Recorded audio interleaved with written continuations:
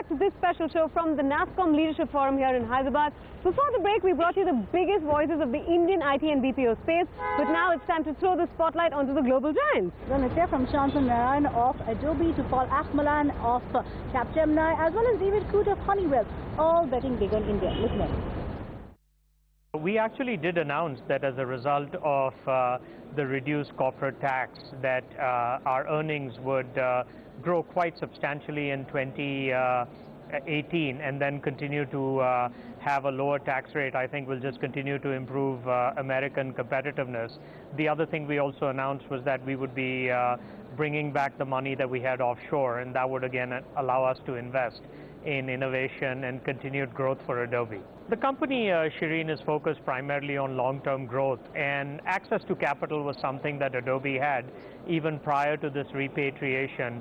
We've had a long history of stock buybacks as a way of continuing to return excess capital to shareholders, and I think investing in technologies like AI and mobile that we think will continue to drive future growth is also top of mind in terms of our agenda. Well, first, I think we're in rarefied atmosphere in that when you look at a company like Adobe and what we are seeing on top line growth, what we are seeing with respect to bottom line growth at a very substantial margin, I think we're a very unique position.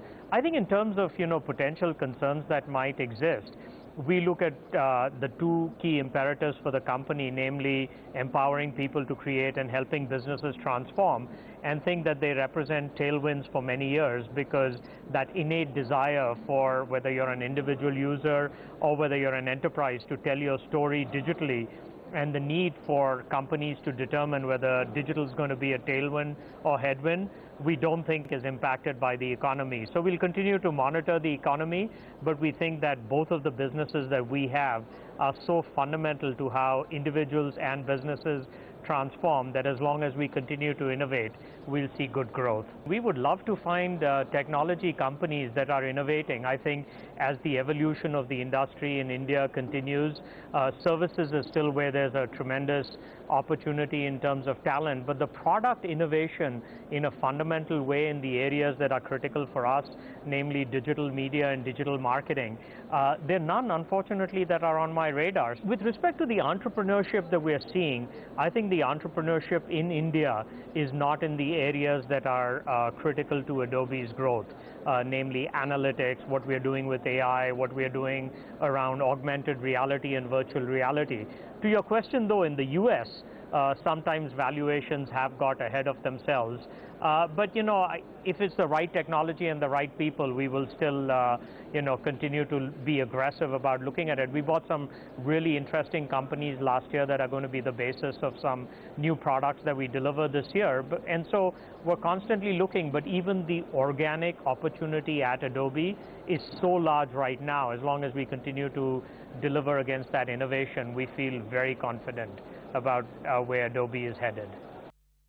I have with me one of the biggest global faces at this event, Paul Achmalan from Capgemini. Paul, it's a pleasure to talk to you. You're always bullish on the country, but what's the sense that you get over here? There is the sense that, things are looking better, that India has become a destination, one of the first priorities for global IT companies. So from Capgemini's perspective, how are you looking at India differently now than you were earlier? So the first point is now Capgemini has more than 100,000 people here, about 50% of our total headcount.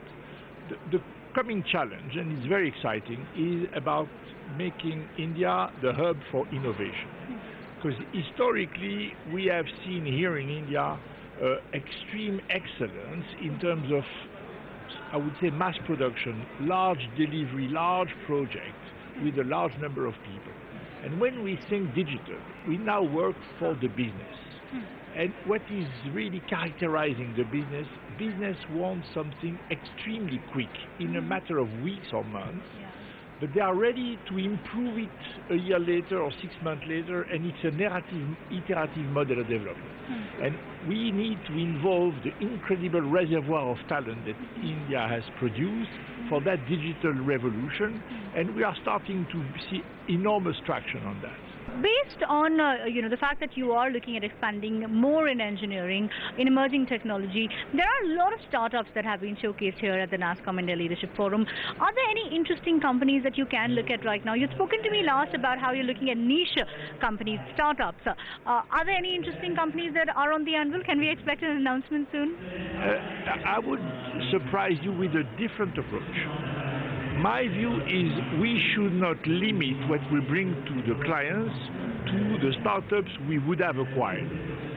Clients expect us to come with an ecosystem of intelligence solutions, so we should be a gate for startups to our client base.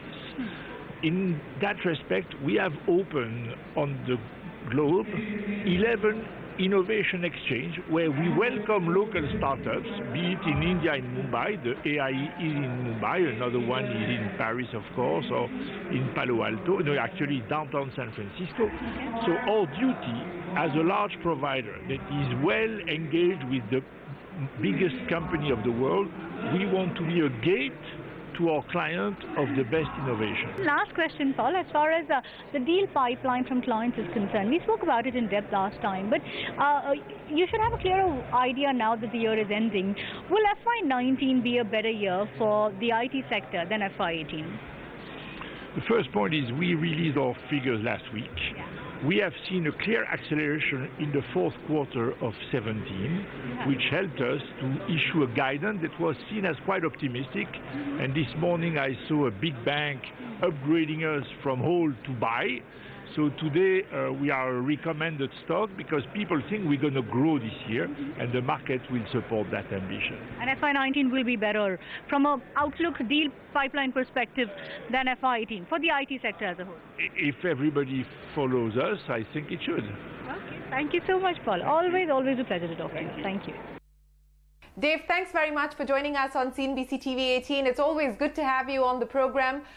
Before I talk to you about technology and disruptions, let me ask you about the big tax cut announced by President Trump in America and what the impact is likely to be on corporate America and also US companies operating in emerging markets like India. Do you foresee significant restructuring of operations? What is the impact of the tax cuts on business? Oh, I think the tax cut overall is going to be beneficial, not just for business, but for all the people that are employed by businesses. So I think it's actually going to be a good phenomenon. I don't think it really has an impact on international trade in any way or movement of factories one way or the other. This is just a case of putting more money in the pockets of companies for them to be able to invest. And if they invest more, then employees will do better. And I would say it's pretty much as straightforward as that. I do worry about the long-term effect of it in terms of the impact it has on our overall debt. Our annual deficits are going to increase. Our debt, which is already high, is going to get higher. It could accelerate a potential debt crisis. But at least in the short term, it should be a boost. It should be a boost to the U.S. economy, which should be helpful to the world. In the short term, you expect the U.S. economy to benefit from the tax cuts, Dave. How confident do you feel of the growth momentum that we're currently seeing in the U.S. being able to sustain itself? Oh, I think economic growth in the U.S. should be in that, my guess, 2.5% range could go on for another 4 or 5 years.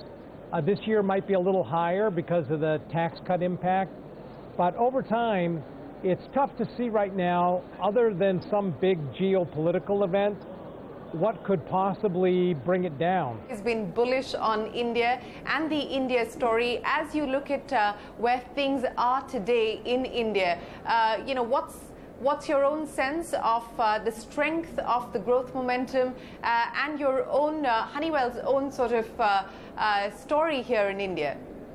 Well, our Honeywell story, as you know, is quite good. We've gone from about 500 people 15 years ago to over 13,000 today. And the economy is finally starting to really move again, and we're going to be able to benefit from that also. My big hope for the country is if you go back to the 1990s when Manmohan Singh was finance minister, he was able to get through a number of changes that allowed the country to grow faster for a good period of time, and the country benefited, but the country let up, government let up, and nobody really pushed more change. It was like that was enough. So then we ended up in this kind of stultifying period where nothing was really happening, the bureaucracy was taking over, and the economy wasn't growing. Well, PM Modi, who I hope you appreciate that I'm channeling with my beard, I'm a big fan of PM Modi, he instituted a number of changes again, which are again causing the economy to grow. But if people and the government start to feel like they're done, they've done enough because the economy is growing, well, the same darn thing is going to happen again. It will just level off. The change has to still keep coming.